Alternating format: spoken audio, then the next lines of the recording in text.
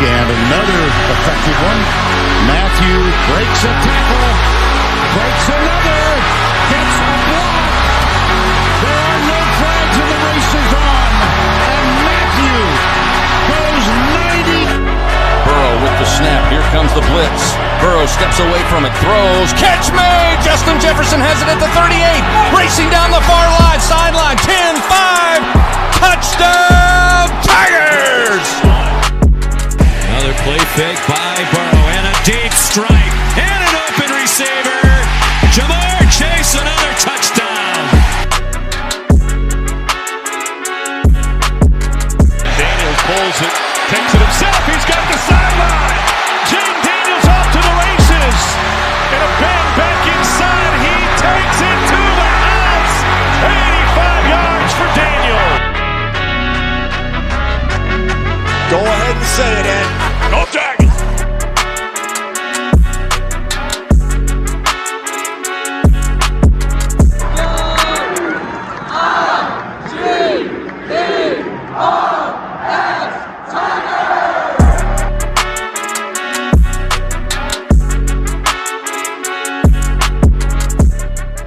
Ladies and gentlemen, welcome into another edition of the Gold Standard Podcast. I am your host, Doe. Thank you for joining me here on this fantastic Thursday evening. I hope you guys have had a wonderful week. I hope you have a great weekend. Get to spend some time relaxing and chilling out on the couch. We are here in South Alabama, and we are in the midst of a potential snow, ice, freeze crisis where it's supposed to be in single digits this weekend, and I haven't experienced a lot of single-digit weather in my life, maybe less than 5 times. So we're excited. We're getting ready to bundle up and see what happens this weekend.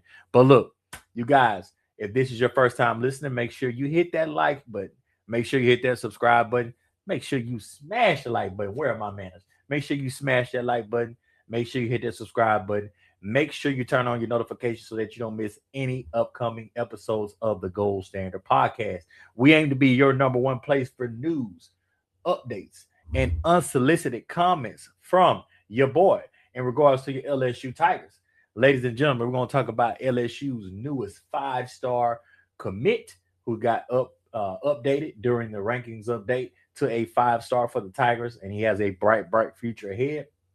We're going to talk about potential expectations for next season and how to set those expectations for yourself. But again, lock in. Make sure you smash the like button.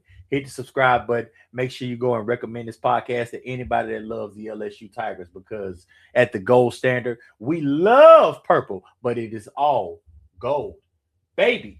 All right, so we're going to start off talking about LSU's newest 5-star wide receiver commit from Spain Park High School in Pinson, Alabama. Mr. Corey Barber, who's 6 foot, 185 pounds, signed with the Tigers back on December 3rd, and he is a phenomenal wide receiver prospect. During the high school All-American game, Alabama-Mississippi this week, he has tore up the camps. He's tore up the practices. He's gotten rave reviews, so much so that Rivals has changed his ranking from, I don't even remember what he was before, but he wasn't a 5-star, but he has shot up from where he was to the number 28 overall player in the country, according to Rivals, who also lists him as the number 3 wide receiver prospect and the number 2 prospect in the state of Alabama. All right. Cody Belair, who does scouting and writing for Rivals.com, he wrote this scouting summary for Corey Barber on January 26th. He said that Corey is an electric pass catcher that has the ability to turn every catch into a score. He's a dynamic playmaker with the ball in his hands. He hits top gear instantaneously and can make defenders miss in a phone booth. He's tremendous downfield ball tracker with natural hands, fluid and twitchy at the top of his routes, strong hands with the ability to make high point football catches away from his body with ease, and he has excellent body control and sideline awareness. He's a polished and versatile receiver threat that can make immediate impact out of the slot that should develop into a true number 1 option sooner than later. Close quote. Also, In the remind us of section, Corey Barber's remind us of is listed as Mekhi Lemon, who is the fantastic, will be a first round receiver prospect out of USC, 5'11", 182 pounds. This says Corey Barber's versatility and ability to threaten defenses at the catch point and with ball in his hands reminds us of Mekhi Lemon at the same stage. Barber and Lemon are also around the same size. All right, close quote. So you have to be excited. And one thing I was talking with my dad about here is that this also goes to show you the evaluation chops that Lane Kiffin, Charlie Weiss Jr., Dane Stevens, George McDonald is the wide receiver coach that these guys have, because Corey was one of the first guys that Lane really wanted to grab from Ole Miss's class and have him come to LSU and have him be a part of that class. But at the time, I mean, we heard really good things about Corey and how Corey was a really good wide receiver prospect, and they jumped on him so vigorously to try to get him in the class because they really liked him. But to say 30 days, 45 days later, wherever we are, 60 days later almost, that he would become a 5-star just lets you know that these coaches know what they're looking at. They know what they're looking for. They know how to evaluate prospects, which is something that LSU has had trouble with in the past few years. So we have a potential number one guy coming out of high school, which is something that we haven't had since Malik Neighbors. If you go look at the profile of Malik Neighbors versus Corey Barber, very, very similar. I was able to watch some Rivals in his huddle highlights.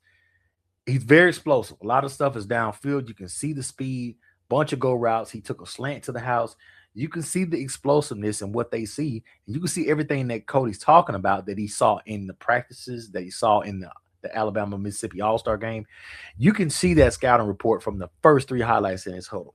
So we're talking about a guy here that has some serious chops, some serious speed, serious separation ability, great with the ball in his hands. He can go 0 to 100 real quick. And Tigers, you should be excited to have Corey Barber in the class. Now he joins this class, which we've talked about before. He becomes the third 5-star, along with Lamar Brown and Richard Anderson, 2 phenomenal defensive lineman prospects out of the state of Louisiana. Corey Barber becomes LSU's third 5-star in the class, and the only class that has more 5 stars is Notre Dame, I think, with 5. How they got that, don't know, but they have 5 5-star guys. Okay. So with that said, how do you set your expectations up as an LSU fan for what to expect this coming season from Lane Kiffin and the LSU Tigers? We'll go through the schedule really briefly. The Tigers are going to open up at Clemson on September 5th. They got La Tech on September 12th. Ole Miss on September 19th. Texas A&M on September 26th. October 3rd at McNeese. October 10th versus Kentucky. Saturday, October 17th versus Mississippi State. It's my wife's birthday. Shout out, wifey. October 24th versus Auburn. November 7th versus Alabama. November 14th versus Texas. November 21st versus Tennessee. And November 28th versus Arkansas. You're in the season versus Arkansas. So when I give you all of that and say LSU just hired the best coach of the coaching cycle, undisputed, Lane Kiffin was the number one target of every school that had a coaching opening. Could have picked their one target and had him, it would have been Lane Kiffin. Don't let anybody fool you. He was the number one clear candidate in this coaching cycle. He just brought in the number one transfer portal class and quite possibly the greatest transfer portal class of all time, headlined by Sam Levitt as a 5-star, Jordan Seaton as a 5-star left tackle stalwart, Prince Will Yu as a 5-star edge. So I just told you they got 3 5-stars in the high school class, 3 5-stars in the transfer portal class. That's 6 5-star guys coming into this team next year. And in the high school recruiting class, you had a phenomenal class as well. It was a small class at 14, but I just told you they were headlined by 3 5-stars. So if I told you number one coach in the coaching search this cycle, I told you, give me 1 second, guys.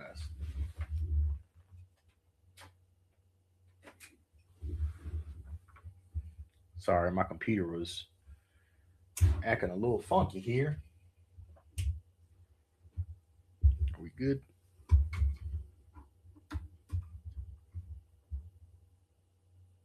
We good?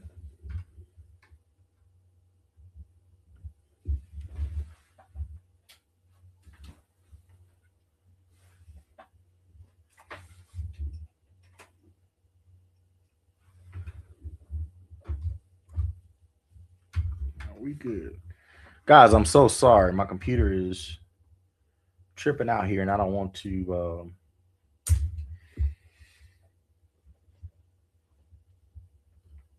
Don't want to disappear on you guys.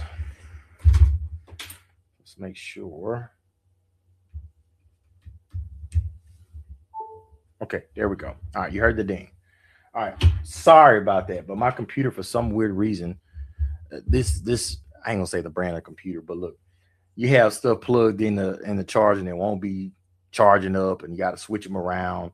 I literally had it plugged in ever since I started the recording, and a little bit before hadn't been charging. I switch it out, put it in another spot. Now it works. But okay, so where were we? Setting expectations for this team going in the next season. You have to be reasonable. You should be excited as an LSU Tiger fan because, like I said, you have the best head coach of the coaching cycle, the number one transfer portal class, a phenomenal high school class headlined by 3 5-stars. If I gave you all that and told you what do you expect this team to do next season, what would you say? I'm sure a lot of you would say championship contender. Some of you would say win it. Some of you would say just compete. Some of you would just say playoff. I think you're all right. I think LSU should be a championship contending team. I think LSU should be in the hunt for a playoff spot. I think LSU should be one of the top 12 teams in the country next season. But at the same time, I wouldn't tell you were wrong if you didn't set championship or bust as your playoff expectations for this team next year. I think Lane Kiffin and his staff will exceed expectations. They've already done that with the transfer portal class, exceeding what a lot of people thought, except for your boy, that they would do in the portal. Now, they can do that on the field as well because as good of a recruiting job that they've done, I think all these guys are much better on the field coaches, and that's not a knock to their recruiting ability. That's more of a sign of respect to their coaching ability and a respect that I have for their coaching ability, mainly Lane Kiffin and Charlie Weiss Jr. for sure. So if I give you all that and you bounce back to me, well, this team should be winning in the championship next year. I'm not going to say you're crazy, but I'm also going to say setting yourself up there, you might be setting yourself up for the okie doke to where this team's not going to meet that expectation. And it won't be at any fault of the team. Look, I just gave you the schedule. Clemson should be improved. You got Ole Miss, who's going to be a top 25 team. Where? We don't know. A&M is going to be a top 15 team. Alabama's going to be a top 10, top 15 team. Texas is going to be a top 3 team. Tennessee's going to be a top 15, top 25 type of team. So you got 5 or 6 possibly top 15 games on your schedule. If you lose a couple of those, it doesn't mean you necessarily have a bad team. It just means you played a lot of good teams on the schedule. I don't think LSU's going to go undefeated. I don't think they're going to go 11-1. I could see 10-2 for sure. There's a path to 10-2. Depending on how the month of November plays out, with you having Alabama, Texas, Tennessee, and Arkansas, could you win 2 of those 4, possibly 3 of the 4? It's very, very possible. But I think before that, I mean, you got games that you got Clemson, and you got Ole Miss, and you got Texas A&M. You know, again, I lean towards 10-2, 9-3, and I don't think that would be a bad year. But I know a lot of you out there will be saying, man, he just went and paid all this money for a roster, and you got all this. I told a gentleman earlier I was talking to with on my social media, again, make sure you guys go follow me on the Tiki Top. That's where I'm most active, but also follow me on all these platforms that are going to be right here. Do yourself a favor and go add me on all of these. But I was talking to a guy on my TikTok earlier about, I think Texas and Ohio State for sure probably had the most expensive rosters this season, and they didn't win the championship. Is it embarrassing for them? Yeah, his language was if the LSU doesn't win, it'll be embarrassing. And I'm like, Well, embarrassing how? Because there are a lot of big dollar teams that didn't pull it in, especially even this year. I just gave you Ohio State, who went ham. A&M normally goes ham with money. Texas ham. Texas Tech went ham with the money and then couldn't score a point in the playoff game. So just because you go out and get all these guys doesn't necessarily automatically equate to a championship. Would you like it to? Of course. Is it possible? Of course. Do you have the right guys and staff and players to do it? Of course. But that doesn't mean you don't have to be reasonable in what you expect of this team. So look, it's not a cop out. I'm not copping out. I'm just a bigger Tiger fan and fanatic and crazy about the LSU Tigers as you are. But at the same time, if you set yourself up for championship or bust, that's hard to do. Look, would you have done it before 2019, before you knew that was going to happen? Would you have done it the following year? Whatever it may be. A lot of times LSU's best teams have been when they've been sort of the underdog and kind of been overlooked. But that good look, we got a new regime in town. We got a coach that most of the time in the game, he's going to be the best coach on the field, on our sidelines for a change. The expectations should be high. And Coach Kiffin understands that. Look, Verge Arsbury, before he hired Coach Kiffin, he came out and said LSU's expectation should be a playoff contender every season. Now, do I think every season is a little much and very hard to, kind of live up to? Absolutely. And it's not necessarily that Coach Kiffin can't get it done or LSU can't get it done, but you play in the SEC. It's the best conference in football. It's going to be very, very hard to say, I'm just going to pencil in this team kind of like you've done with Georgia and Texas here. I mean, maybe Georgia and Texas have been penciled in, but everybody else has kind of fluctuated. You've had Bama come and go. You had Ole Miss come and go. You had Vandy come and go. You had A&M come and go. It's been a lot. So to say out of a top 12, you're going to probably have 4, 5, maybe even 6 SEC teams. And a lot of those are going to have at least one loss, possibly 2 losses. So it's not an indictment or it's not a, embarrassment, as the guy said on TikTok. It's not an embarrassment if these guys don't get it done. Would you like to see them get it done? Heck yes. That's what we all come here for. You're a fan of LSU. I'm a fan of LSU. We all want them to be successful. We want the best for them. We want to see the fruits of the labor of this team that Coach Kiffin has spent a lot of time in the past 45 days putting his staff together, keeping Blake Baker, keeping Lamar Brown, keeping Richard Anderson, keeping Deuce Gerald with all the drama on the signing day, the first signing day, flipping Corey Barber into the class, opening up the portal, having him move slow, getting Sam Levin on campus and then not getting him, and then Damon Williams, and then Jordan Seaton and Prince Will U and Ole Miss stuff out there. And it's been a race for your coach. And he's delivered at every step of the way. So I have no doubts that he's going to do his absolute best to try to deliver a championship to LSU and deliver it this season. And a lot of that is what we've talked about in our previous pods when we've been talking about this transfer portal class. They recruited and they moved with the intentions of, hey, we're trying to compete next season. We're trying to win a championship next season. It's why you go get Sam Levin for next season, not 2 years. It's why you go get Jordan Season. It's for next season. It's why you go get Prince Will U. It's for next season. It's not to build 2 or 3 years down the road. They got a lot of those guys for sure. But the bulk of this transfer portal class says LSU's trying to win a championship and they're trying to win it next season. So Coach Kiffin understands the expectations that's laid on him by the fans, by Verge Osbury, by President Roos. They all are in lockstep with the expectations, which is why they've given him full access to the cupboard and all the funds to be able to go out and get this roster and make it in his image and make it like he wants it. So I don't think you have to tell Coach Kiffin about the expectations because he gets it. His action shows that he gets it.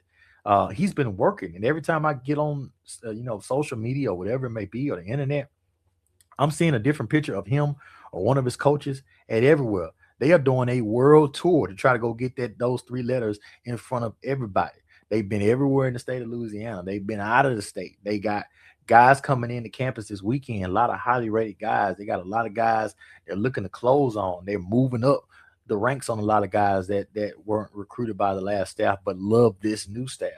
So Coach Kiffin is going to be – you're not going to outwork Coach Kiffin. You're not going to outwork Coach Kiffin. You're not going to outcoach, Coach Kiffin. So, look, it's still up to him. It's up to the coaches. It's up to the players to put it all together. But as far as setting your expectations, I think you should set your expectations at LSU potentially being a 10-2, 9-3 type of team. Again, anything over that is you good. Long we just want to be in the playoffs. 10-2 will get you in the playoffs. So if you're at 10-2, you're Gucci. Could you navigate this schedule with only losing to, let's say, Texas and let's just say Texas and let's say Clemson.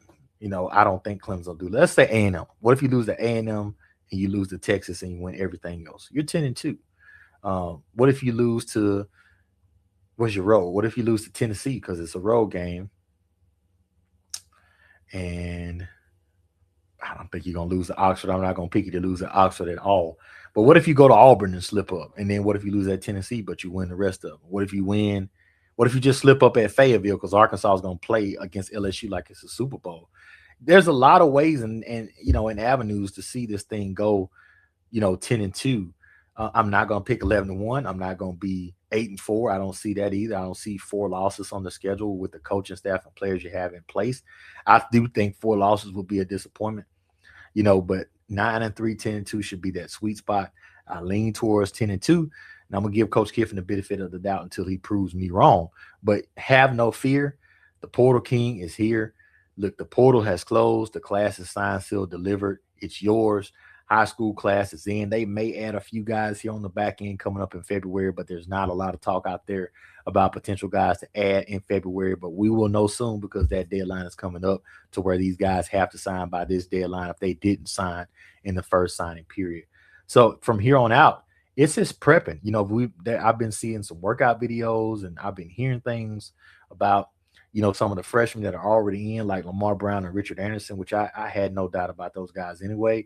A lot of the freshmen, early enrollees are already on campus. They're already in the weight program. They're already, making strides towards getting ready for next season. Your transfer portal class is in. I don't think you have any issues, no really injuries, really, other than I think guys like Whit Weeks and guys like Sam Levitt may hold out of spring ball. And you just want to get those guys healthy, especially somebody like Whit Weeks. And even with Sam, I think, you got what you got with Sam Levitt. You just want to get him healthy. So it's going to be really big for guys like Landon Clark, Hassan Longstreet in the offseason, TJ Dottery and Devon Keys getting some linebacker reps with getting healthy. And look, it'll be here before you know it. September will be here before you know it. Here we sit in January, at the end of January, moving into February, and you only got 7 months left. So it's not a lot of time. It'll be here before you know it. I don't know how many practice reports we're going to get. I don't know how much media access that Coach Kiffin gives versus Brian Kelly. I don't think we're going to get as much, and that's fine. And that's going to worry some people, but I'm telling you now, don't freak out when you're not hearing glowing remarks or hearing crazy stuff coming out of camp. A lot of it's going to be because Coach Kiffin wants to keep it tight-lipped. He wants to keep a lid on things, and he just wants to go out and coach. He wants to coach these players. He wants to coach them the way he wants to coach them, and he wants to see them deliver on the football field. So, look, ladies and gentlemen, I thank you for spending your time with me on this Thursday evening, or if you're watching anytime after that, I thank you too. Again, smash the like button. Make sure you hit that subscribe button and turn on your notifications so you don't miss any episodes from your boy here at the Gold Standard Podcast, where we love purple. Hey, yo. So we ain't gonna go that far. Look. But look, seriously, make sure you like, share, subscribe, send it out to any LSU fans. We want this to be the #1 place for LSU news, updates, and unsolicited comments from your boy. And everything that you guys do here makes a difference. I want to show you how appreciative I am. We're almost at about 250 subscribers, and this page has not been up long. So I want to thank you guys for all the love and support. Keep running it up. Run those numbers up. Jump in those comments and let me know, what are your expectations for LSU next season? Are you expecting 12-0, 11-1, 10-2? I may throw up a poll just to see what most people think. I'm going to fall somewhere between 10-2 and 9-3. And right now I'm going to lean towards 10-2 for your Fighting Tigers. So with that, ladies and gentlemen, have a wonderful evening. Have a wonderful weekend. Have a wonderful rest of your night. Make sure you kiss your family, tell them you love them, and tell them your boy here said, play neck.